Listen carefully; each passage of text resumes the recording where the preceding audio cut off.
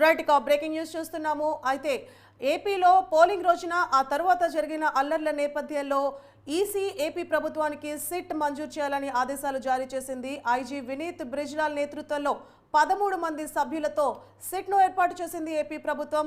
అధికారిక ఉత్తర్వులు కూడా ఏపీ ప్రభుత్వం జారీ చేసినట్లుగా తెలుస్తోంది. ఇక ఏపీలో పోలింగ్ రోజున ఆ తర్వాత జరిగిన అల్లర్ల నేపథ్యంలో అంటే తిరుపతి, పల్నాడు, అనంతపురం జిల్లాల్లో ఘటనలు చోటు చేసుకున్నాయి. ఈ నేపథ్యంలోనే ఈసీ సిట్ దర్యాప్తుకు ఆదేశించింది ఏపీ ప్రభుత్వానికి. ఇక సిట్ ఏర్పాటు చేయాలని ప్రభుత్వాన్ని ఆదేశించిన నేపథ్యంలో ఈసీ ఆదేశాల మేరకు ఏపీ ప్రభుత్వం సిట్ను ఏర్పాటు చేసింది.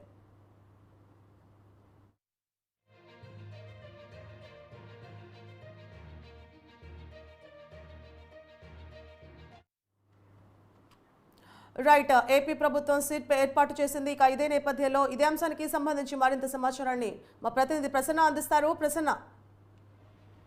సిట్ స్పెషల్ ఇన్వెస్టిగేషన్ టీమ్ 13 మంది సభ్యులతో ఏర్పాటైంది. వినీత్ బ్రిజ్లాల్ నేతృత్వం దీనికి వహిస్తారు.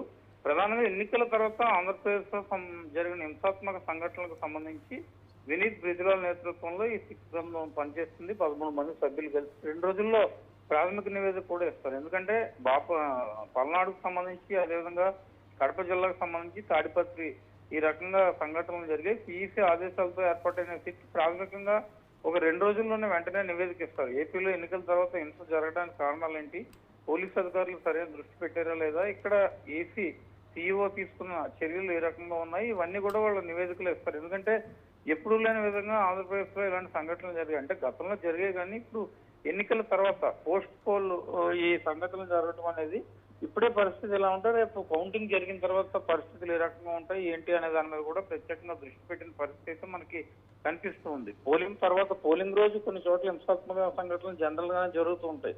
పోలింగ్ తర్వాత రోజు కూడా వైసీపీ టీడీపీ కార్యకర్తలు కానీ వైసీపీ టీడీపీ నేతలు కానీ ఒకరిపై ఒకరు దాడులు చేసుకోవటం, హింసాత్మక సంఘటనలు జరగటం, కొంత ఆస్తి నష్టం జరగటం, ఇవన్నీ కూడా సిఈసీ సీరియస్ అయింది. ఆంధ్రప్రదేశ్ పిఎస్ ని, డీజీపీని ఢిల్లీ కూడా పిలిపించారు.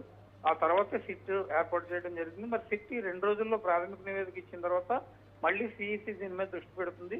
కౌంటింగ్ పూర్తయిన ఒక వారం రోజుల్లో కూడా కొన్ని తీవ్రమైన చర్యలు తీసుకోవాలి, భద్రతను ఎక్కువగా మోహరించాలి, ప్రత్యేక బలగాలు ఉండాలి.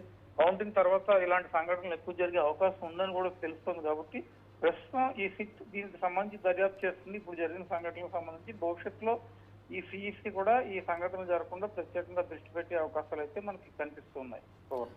ప్రసన్న, అయితే సిట్ ఇచ్చే నివేదిక ఆధారంగా రేపు వచ్చే అంటే ఎన్నికల ఫలితాల నేపథ్యంలో చర్యలు తీసుకునే అవకాశాలు ఉంటాయా?